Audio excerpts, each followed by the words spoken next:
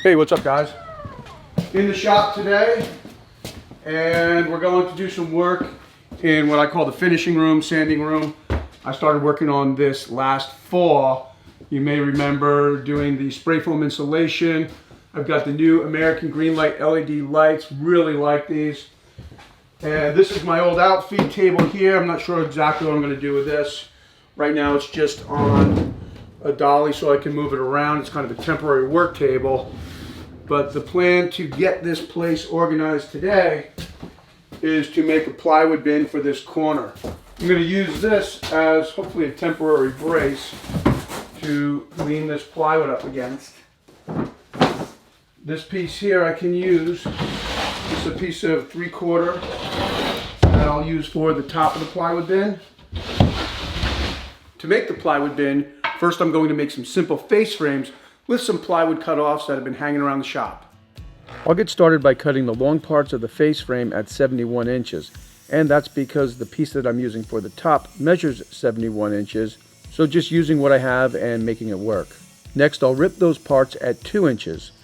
For the shorter cross pieces of the bin, I'm using 3/4 inch birch plywood and a few pieces of poplar.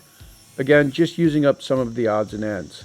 I'll rip these parts at 3 inches and then cross cut them to length at 47. Now I've got the parts for the plywood bin cut to size. The cross pieces are 3 by 47 inches long.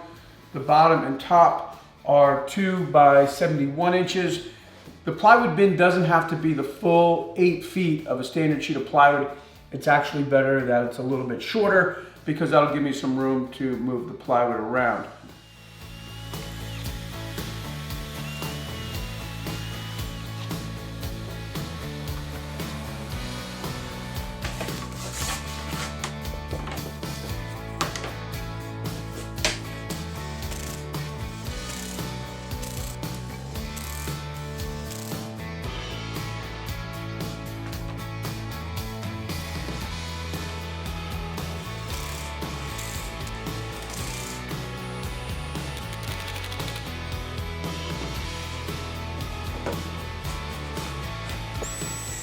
Now that I have the face frames made, I'll pre-drill and countersink holes at the bottom so I can attach them to the floor.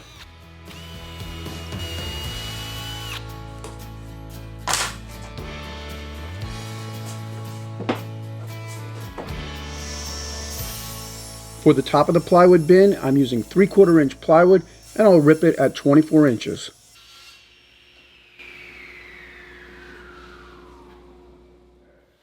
I've got the dividers for the plywood bin made and set aside.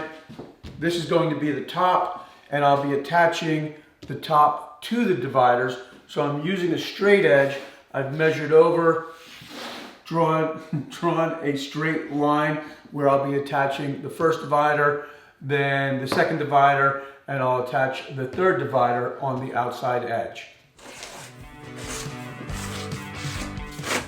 Since the dividers are made with 3/4 inch material, I'll hold a piece of 3/4 inch scrap at that line that I just traced. Trace a line at each end, and then use the straight edge to make another line.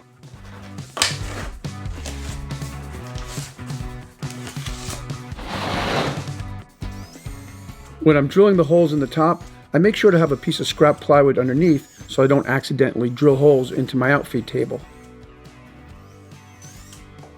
This is where the bin will be set up, and I'm going to trace a line on the wall because this divider is going to move over here, and I'll need something to screw the top down into. So I'll attach a cleat to the wall and attach the top to the cleat and to the dividers. I've already located the studs, and now I'll attach the cleat to the wall.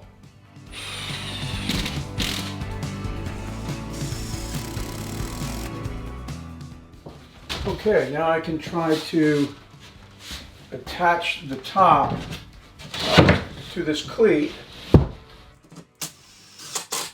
And I can bring this piece out and line it up with the lines that I made earlier.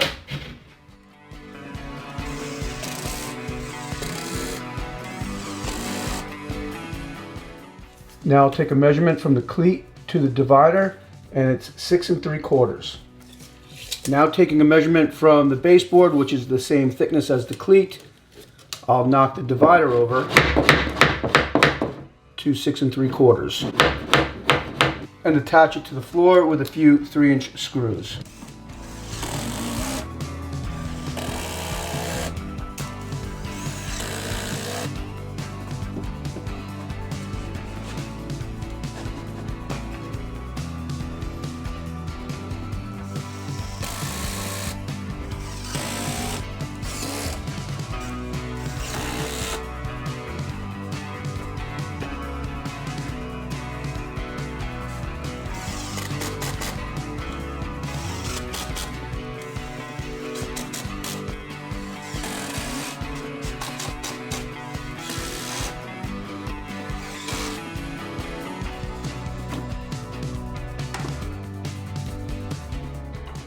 I'm adding a piece of hardwood at the entrance of the bin. This should make maneuvering the plywood in and out of the bin a little easier.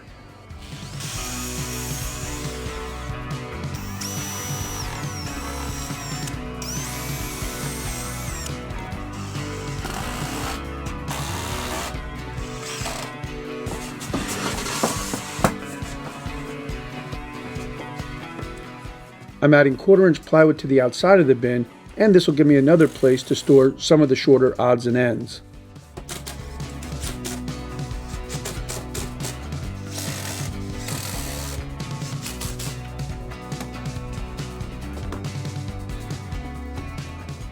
After building the bin, I decided to add a few small cubbies on the top.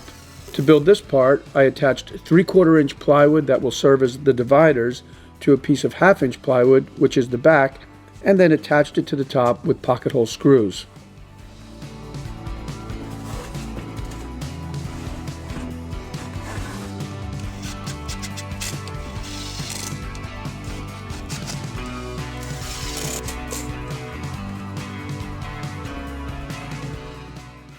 Okay, well, I think this is a great addition to the shop, and it's going to help me get organized. And if you'd like to take a closer look at this shop, I did just shoot a shop tour video, and that video will be posted in the next couple of days. In other news, I lost my Instagram. I got hacked. It's a long story. I may get it back, but it doesn't look good right now, and it's been down for 2 or 3 weeks. So if you want to follow along on my new Instagram, I'll have a link to that in the description below. As always, thanks for tuning in, and I'll see you next time.